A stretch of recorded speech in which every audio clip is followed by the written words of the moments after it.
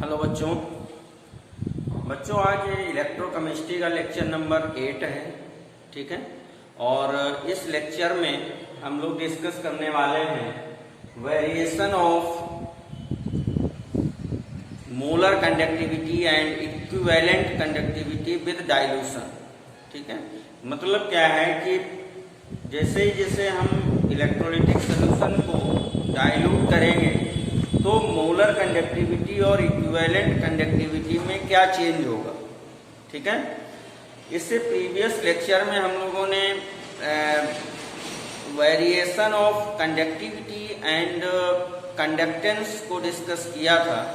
तो जिन बच्चों ने नहीं देखा है तो उसको भी समझ लेंगे, क्योंकि अगर उस लेक्चर को आप देखेंगे तो थोड़ा सा इसको समझने में आपको हेल्प मिलेगी। ठीक है, तो बच्चों देखिए इसमें होता क्या है एक्चुअली में कि जो अगर हम लोग डिफिनीशन से बात करें तो डिफिनीशन में जो मोलर कंडक्टिविटी की डिफिनीशन हुआ करती थी, मोलर कंडक्टिविटी की डिफिनीशन में हम लोग क्या करते थे कि एक वॉल्यूम लेते थे। क्या लेते थे? वॉल्यूम। और इस वॉल्यूम में क्या डिसॉल्व होता था? 1 मोल। मतलब 1 मोल इलेक्ट्रोलाइट जितने वॉल्यूम में डिसॉल्व होता था उस वॉल्यूम की कंडक्टिविटी ही क्या होती थी? मोलर कंडक्टिविटी होती थी। ठीक है ना। ऐसे ही जिस वॉल्यूम में 1 ग्राम इक्विवेलेंट डिसॉल्व होता था उसको हम लोग क्या बोलते थे? Equivalent conductivity. ठीक है ना। तो बच्चों इसमें से क्या होता है एक्चुअली में, इस पे हम लोग थोड़ी सी बात करते हैं। तो देखिए इसमें क्या है कि अगर हम थोड़ा सा मोलैरिटी और नॉर्मेलिटी की इक्वेशन देखें तो मोलैरिटी इनवर्सली प्रोपोर्शनल क्या होता है? Volume. And normality also inversely proportional to volume. ठीक है, बेसिक है बिल्कुल, है ना। नॉर्मेलिटी मोलैरिटी जो आप 11th से पढ़ते आ रहे हैं तो उसके अकॉर्डिंग आप क्या देख रहे हैं कि मोलैरिटी इनवर्सली प्रोपोर्शनल, क्योंकि मोलैरिटी इक्वल टू क्या होता है? W/m/V लीटर, है ना। और अगर किसी मिलीलीटर वॉल्यूम में लेते थे तो 1000 का मल्टीप्लाई करते थे। तो इससे हम क्या देख रहे हैं कि मोलैरिटी इनवर्सली प्रोपोर्शनल क्या है? हमारा वॉल्यूम। और बच्चों जब हम किसी सॉल्यूशन को डाइल्यूट करते हैं, डाइल्यूट करने का मतलब हमने प्रीवियस लेक्चर में आपको बताया था। अगर और समझना है तो उस लेक्चर को आप देख लीजिए, लेक्चर नंबर 7 में सारी बातें डिस्कस की थी मैंने। तो उसमें क्या है कि जैसे हम डाइल्यूट करते हैं सॉल्यूशन को तो डाइल्यूट करने में क्या होता है कि उसका वॉल्यूम इंक्रीज करता है। जब वॉल्यूम इंक्रीज करता है तो हम कह सकते हैं कि मोलैरिटी और नॉर्मेलिटी क्या होंगी? डिक्रीज करेंगे। मोलैरिटी एंड नॉर्मेलिटी क्या होगा? डिक्रीज करेगा। तो यहां से एक कॉन्सेप्ट बन के आता है कि अगर हम डाइल्यूशन करते हैं, डाइल्यूशन को अगर इंक्रीज करें तो नॉर्मेलिटी एंड मोलैरिटी ये क्या होंगे? डिक्रीज करेंगे। ठीक है ना, ये डिक्रीज होंगी। और जब ये डिक्रीज होंगी तो क्या होगा आपका? ठीक है, जब ये डिक्रीज होंगी, नॉर्मेलिटी एंड मोलैरिटी डिक्रीज होगी तो जो आपका मोलर कंडक्टिविटी है एंड इक्विवेलेंट कंडक्टिविटी है ये दोनों क्या होंगे? इंक्रीज करेंगे। ये दोनों क्या करेंगे? इंक्रीज करेंगे। ठीक है। सेकंड, अब एक इक्वेशन हम लोगों ने यहाँ पे और पढ़ रखी है। एक इक्वेशन हमारी यहाँ पर क्या आती है कि अगर हम मोलर कंडक्टिविटी की बात करें तो कप्पा इंटू 1000 अपॉन m, ये पढ़ चुके हैं। अगर हम इक्विवेलेंट कंडक्टिविटी की बात करें तो कप्पा इंटू 1000 अपॉन n, ये दो इक्वेशन हम पढ़ चुके हैं। ठीक है ना। अगर इन इक्वेशन से हम बात करें, इन इक्वेशन से बात करें तो इसमें से कप्पा जो है वो क्या है? डायरेक्टली प्रोपोर्शनल है मोलर कंडक्टिविटी है, ठीक है ना। बट होता क्या है इसमें से कि अगर हम डाइल्यूशन इंक्रीज करते हैं, डाइल्यूशन इंक्रीज करते हैं तो कप्पा की वैल्यू क्या होती है, वो डिक्रीज करती है, ठीक है ना। क्योंकि कप्पा, अगर आप इसकी डिफिनीशन पे जाएंगे कप्पा की, तो क्या होता, कप्पा में क्या होता था कि 1 मिलीलीटर वॉल्यूम में जो भी आयंस प्रेजेंट होते थे वो उनकी कंडक्टिविटी क्या होती थी उनका जो कंडक्टेंस होता था उसको हम लोग क्या बोलते थे, कंडक्टिविटी बोलते थे, ठीक है ना। तो जब हम डाइल्यूशन करेंगे तो नंबर ऑफ आयंस डिक्रीज होंगे, जो लेक्चर नंबर 6-5 में हम लोग डिस्कस कर चुके हैं, ठीक है। अगर आपको देखना है तो देख लीजिए उसको, ठीक है।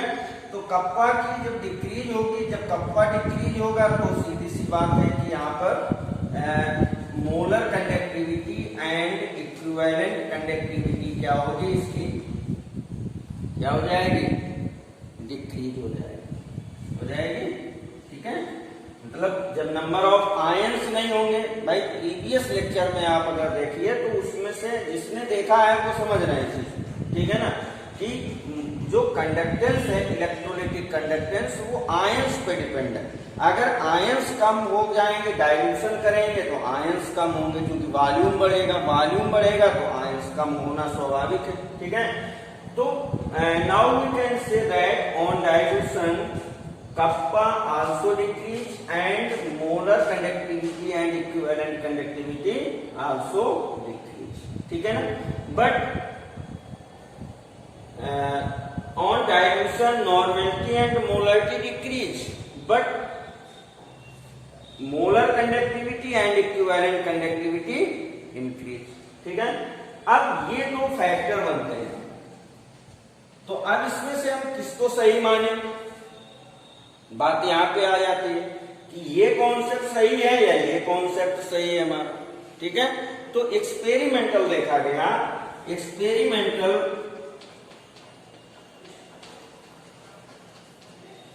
एक्सपेरिमेंटल डाटा जो आया, उस एक्सपेरिमेंटल डाटा में क्या हुआ कि जो मोलर कंडक्टिविटी है एंड इक्विवेलेंट कंडक्टिविटी है डिपेंड अपॉन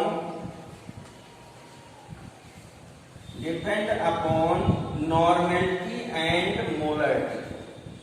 मतलब ये किस पे डिपेंड होते हैं, नॉर्मेलिटी एंड मोलरिटी। तो now we can say that hence dilution increase, then normality and molarity decrease, hence molar conductivity and equivalent conductivity increase। ये आपका कॉन्सेप्ट बिल्कुल परफेक्ट है और ये कॉन्सेप्ट आपका रॉन्ग हो गया यहाँ पर, ठीक है। समझ में आई बात, ठीक। चलिए अब देखिए इसका थोड़ा सा ग्राफिकल मेथड हम लोग देख लेते हैं कि ग्राफिकल मेथड से हम लोग इसको कैसे डिस्कस करते हैं, ठीक है। तो उस पर भी बात कर लेते हैं।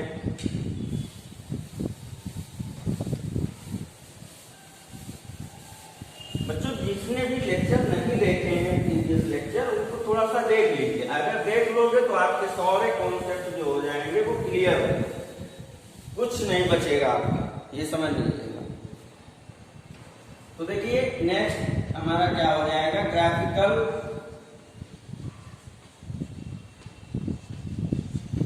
Variation of lambda m with dilution for strong electrolyte।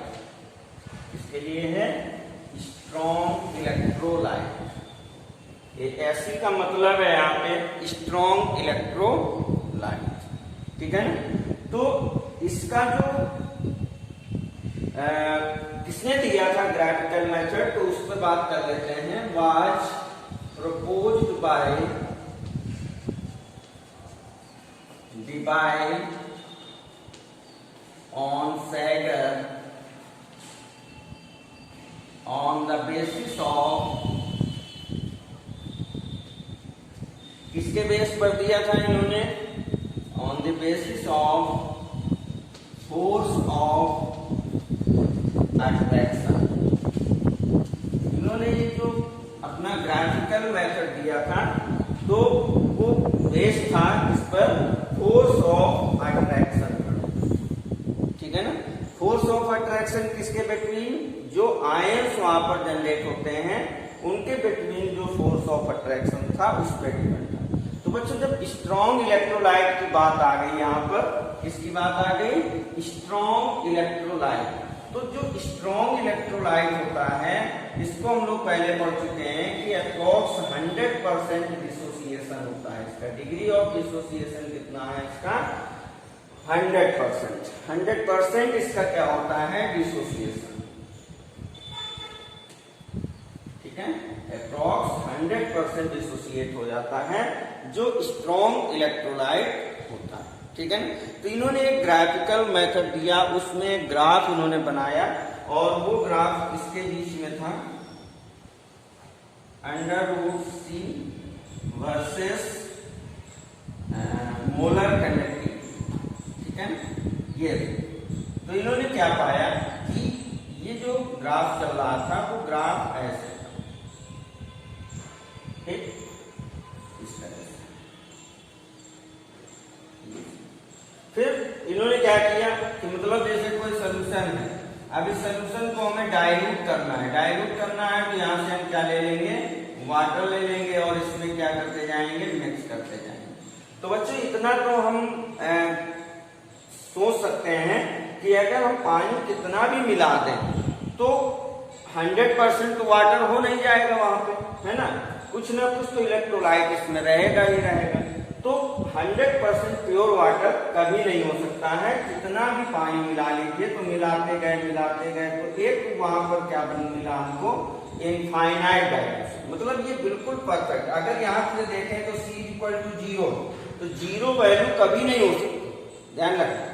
मतलब जैसे हमने क्या बनाया, मान लो एक छोटा सा हमने सैंपल बनाया, शरबत बनाया, ठीक है ना। तो उसमें से हमने शुगर और वाटर दोनों मिक्स किए, ठीक, एक गिलास बनाया।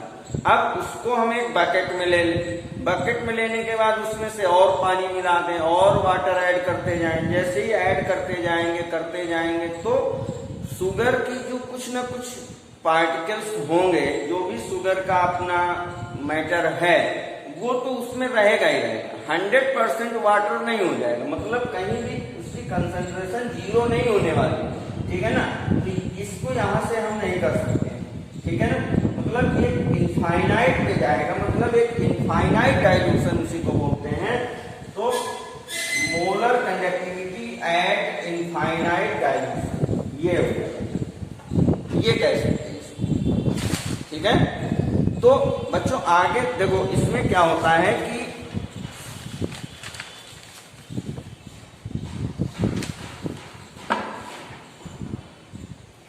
इसको जैसे ही हम डाइल्यूट करते गए तो फाइनल इसका 0 तो होना नहीं कभी, ठीक है। आप इतना समझ चुके हो कि कभी इसका जो है कंसंट्रेशन 0 हो जाए, ऐसा कभी नहीं हो सकता, ठीक है। तो होगा क्या इसमें से, तो इन्होंने अपना जो एक इक्वेशन दे दिया कि molar conductivity = limiting molar conductivity -B√C, ये इन्होंने अपना। और ये क्या है आपका, इंटरसेप्ट है, क्योंकि इंटरसेप्ट कर रहा है यहाँ पे, B कांस्टेंट है और √C, ठीक है ना, ये चीज। तो बच्चों यहाँ पे क्या है, इसको लिख सकते हैं where λ0m at infinite dilution = molar conductivity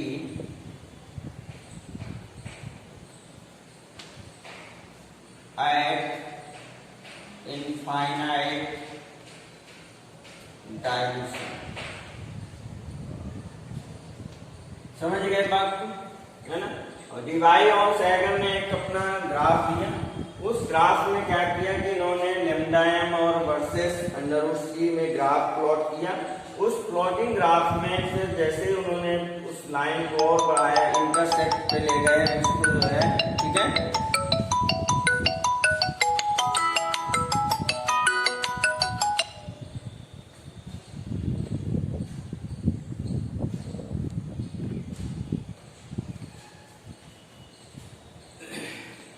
तो 100% तो जीरो तो कभी हो नहीं सकता, जब जीरो नहीं हो सकता तो एक इनफाइनाइट डायल्यूशन माना गया और उस इनफाइनाइट डायल्यूशन पे मोलर कंडक्टिविटी के लिए मैटर। अब ऐसे ही अगर हम इसी को वीक इलेक्ट्रोलाइट के लिए देखें, इसके लिए देखें वीक इलेक्ट्रोलाइट के लिए, इसको भी जो ये वीक इलेक्ट्रोलाइट के लिए ग्राफ था वो भी ऑन सैगर ने खींचा, ठीक है ना, ऑन सैगर ने ही किया, लेकिन वो आगे चल करके फेल हो गया। देखिए क्यों फेल हुआ, उसका भी क्या रीजन था, ठीक है। तो उन्होंने उसमें भी उन्होंने क्या किया कि लैम्डा एम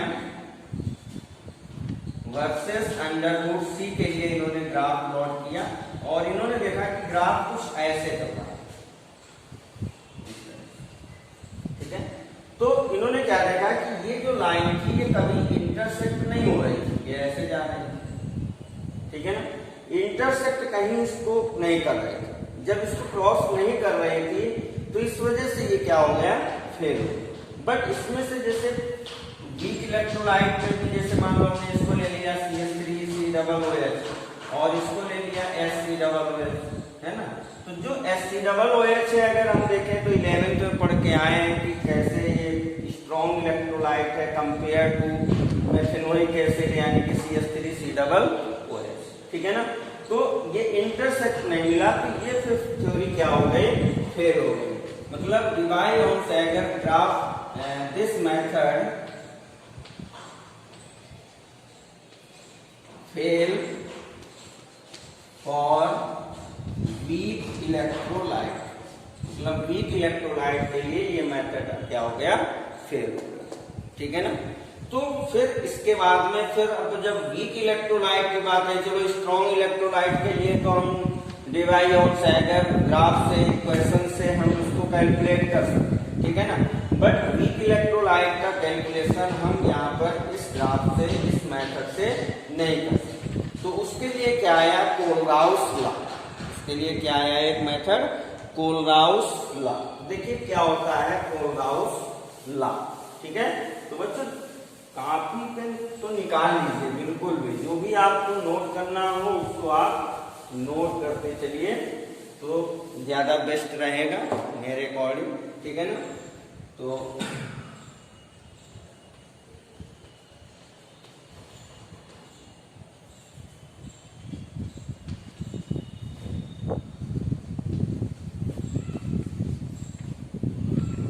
और इंडिपेंडेंट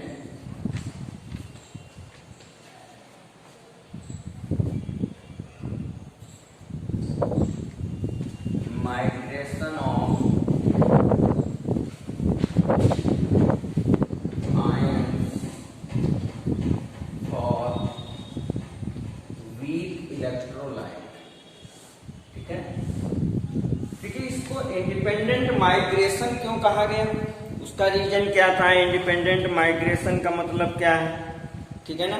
तो इंडिपेंडेंट माइग्रेशन का मतलब क्या है, यहाँ पर इतने वर्ड का मीनिंग क्या होती है कि जो भी इलेक्ट्रोलाइट हम लेंगे उसी के जो आयंस होंगे उन्हीं पर डिपेंड होना चाहिए।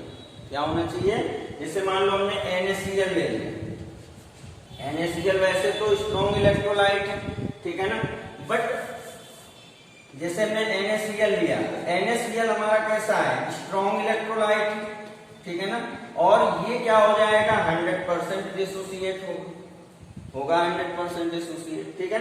अगर हम वीक इलेक्ट्रोलाइट ले लें, मतलब जैसे CH3COOH हमने ले लिया, ये क्या है आपका वीक इलेक्ट्रोलाइट, ठीक है ना। ये क्या है, वीक इलेक्ट्रोलाइट। तो इसमें क्या हो जाएगा, ये अप्रॉक्स 5% डिसोसिएट हो रहा है, ठीक है ना। सब डिसोसिएशन का काम है आप और कुछ कुछ नहीं, ठीक है ना। इसकी डिसोसिएशन बहुत कम है, इसकी डिसोसिएशन 100% हो रही है, ठीक है। अप्रोक्स क्या है इसकी 100% है, इसकी अप्रोक्स क्या है 5% में, ठीक है ना। तो ये तो डिसोसिएट हो गए और ये अप्रोक्स 5% में, ठीक है। तो इसके जितने भी आयंस डिसोसिएट होंगे, जितने भी आयंस बनेंगे ऑन डिसोसिएशन, उस पे डिपेंड करेगा, ठीक है ना। तो इसलिए उसको कहा गया है इंडिपेंडेंट माइग्रेशन। समझ में आ गई बात इस बात की। और कोलराउस तो अपना साइंटिस्ट है, ठीक है, तो उस पे क्या है, तो कोलराउस ने क्या कहा, इन्होंने कहा कि जैसे कोई भी हमारा जो इनफाइनाइट डायल्यूशन पे है molar conductivity of electrolyte is equal to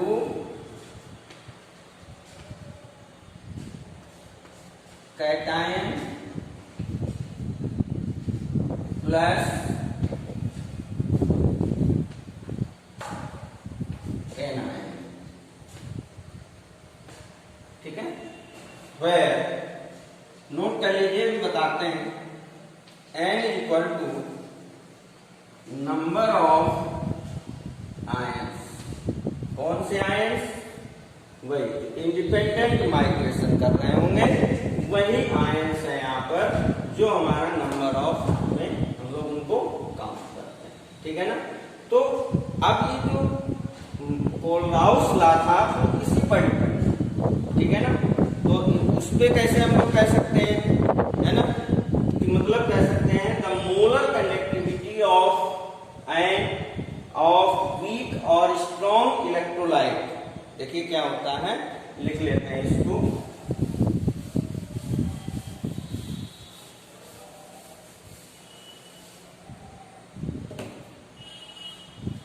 मतलब देखिए तो according to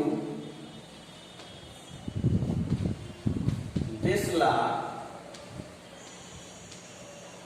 according to this law, the molar conductivity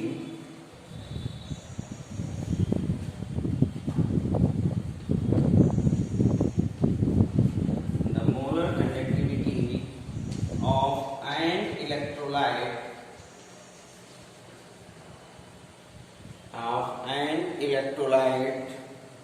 at, अब यहां पे देखो वीक हो या फिर स्ट्रॉन्ग, ठीक है ना, eight infinite dilution,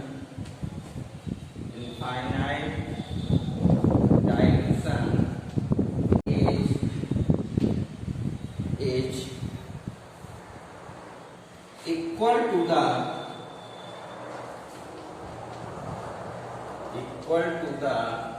sum of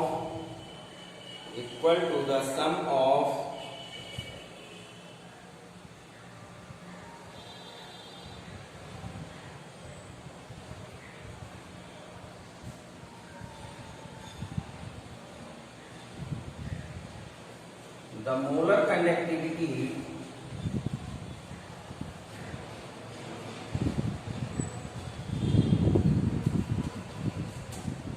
sum of the molar conductivity of ionizable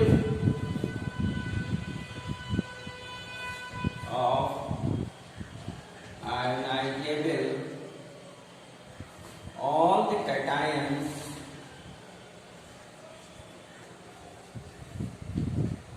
and anions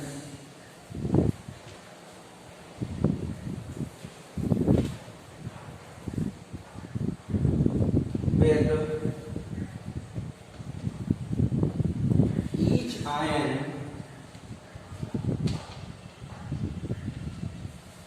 multiplied by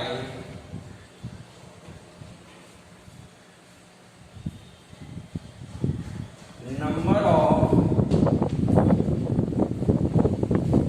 that cation and anion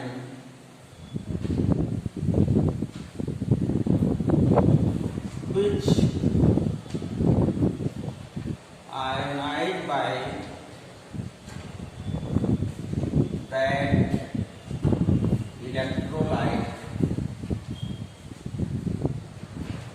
समझ गए मतलब क्या था? अभी हम लोगों ने क्या लिखा कि limiting molar conductivity of electrolyte at infinite dilution equal to n cation plus n anion, ये लिखा था, ठीक है ना। तो देखिए इसी से इसको डिफिनीशन को समझ लेते हैं कि the molar conductivity of an electrolyte, जो भी इलेक्ट्रोलाइट है उसकी molar conductivity at infinite dilution is equal to the sum of the molar conductivity. Sum करना है किसका? Ionizable all the cations and anions, जो भी कैटायंस हैं और एनायंस हैं, with each ion multiplied by number of that cation and anion which ionized by that electrolyte, ठीक है ना। मतलब इस इलेक्ट्रोलाइट के थ्रू जितने भी कैटायन एनायंस जो हैं वो आयोनाइज हो रहे हैं, उन्हीं का हमको क्या करना है? मल्टीप्लाई करना। क्योंकि हमने वीक इलेक्ट्रोलाइट में भी क्या डिस्कस किया था कि वो 100% डिसोसिएट नहीं होता। जब 100% डिसोसिएट नहीं होता है तो जितने भी आयंस आयोनाइज होंगे उन्हीं का हम यहाँ पर क्या करेंगे? मल्टीप्लाई करेंगे, ठीक है ना। तो इनका सम भी है, कैटायन एनायन जो भी आयोनाइजेबल हैं उनका सम जो है वो क्या है? उस इलेक्ट्रोलाइट की लिमिटिंग मोलर कंडक्टिविटी है, या इसी को हम लोग कहते हैं molar conductivity at infinite dilution. समझ में आ गई है ना? तो नोट कर लीजिएगा। चलिए जैसे कि एग्जाम्पल है ना, तो एग्जाम्पल में क्या है? एग्जाम्पल में हम कह सकते हैं कि जैसे वीक इलेक्ट्रोलाइट हमने ले लिया, इसका निकालना है CH3 COOH का निकालना, ठीक है ना। तो इसका क्या हो जाएगा? CH3 COONA plus HCl plus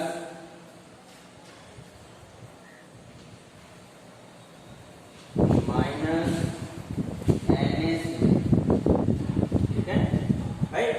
जो भी हम लेंगे, ठीक है ना, तो वो आयोनाइज होगा, और जब आयोनाइज होगा डाइल्यूशन पे तो इस तरह से जो भी मतलब स्ट्रॉन्ग जो हमारा साल्ट है उसको माइनस करना है, और जो एसिड है और उसको हमें क्या करना है? प्लस कर लेना है, ठीक है ये चीज। चलिए अब एप्लीकेशन देखते हैं, क्योंकि एप्लीकेशन भी तो कुछ होंगे कोलराउस लॉ के, तो उस पर भी बात कर लेते हैं, ठीक है।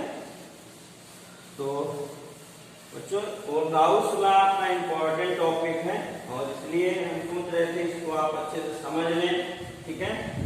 और नोट कर लें, ना नोट्स बना लें, ठीक है, जो आपको फर्दर यूज होगा। तो अब हम लोग पढ़ने जा रहे हैं एप्लीकेशन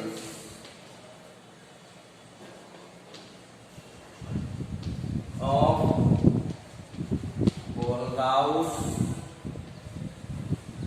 लॉ।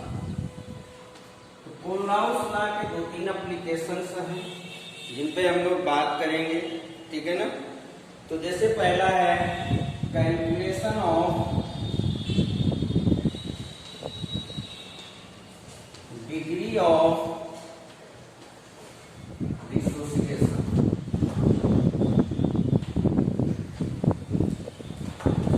इसको हम लोग ठीक है ना। तो कैसे हम डिग्री ऑफ डिसोसिएशन को कैलकुलेट करेंगे कोलराउस लॉ से, ये सब चीजें हैं, ठीक है। इसके न्यूमेरिकल्स आते हैं आपके यहाँ। तो degree of dissociation alpha equal to होता है molar conductivity at any concentration upon molar conductivity at infinite dilution. इस फार्मूले को याद रखिए, एनसीईआरटी एक्सरसाइज में आपको 2 क्वेश्चन से मिलेंगे, ठीक है, तो उनको करना होगा। तो मतलब किसी भी कंसंट्रेशन पे जो मोलर कंडक्टिविटी आपकी गिवन होगी, ठीक है। और इनफाइनाइट डायल्यूशन पे जो हमें प्रीवियस से कैलकुलेट कर सकते हैं या आपको वैल्यू गिवन होगी तो आप वैल्यू को पुटअप करके और फिर ऐसे कर सकते हैं, ठीक है ना। चलिए आप देखिए सेकंड क्या है हमारे पास,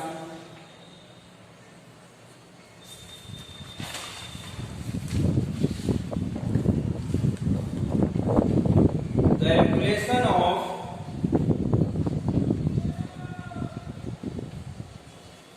डिसोसिएशन कांस्टेंट, डिसोसिएशन कांस्टेंट के, ठीक है। तो अब हम डिसोसिएशन कांस्टेंट को कैसे कैलकुलेट करते हैं, तो आपने पढ़ा होगा वीक इलेक्ट्रोलाइट के लिए K equal to alpha C alpha upon 1 minus, ये पढ़ा, ठीक है। अब अगर अल्फा की वैल्यू यहाँ पे हम पुटअप कर दें, अगर अल्फा की वैल्यू ये उठा करके हम यहाँ पर पुटअप कर दें तो पुटअप करेंगे तो क्या हो जाएगा, K equal to C molar conductivity at any concentration upon limiting molar conductivity या इनफाइनाइट डाइल्यूशन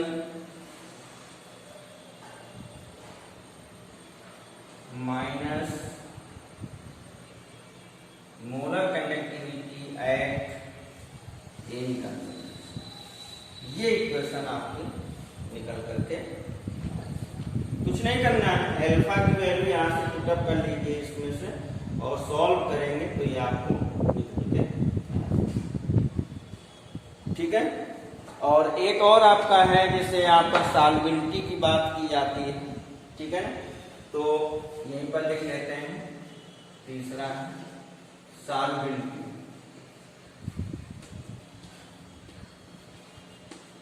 तो सॉल्युबिलिटी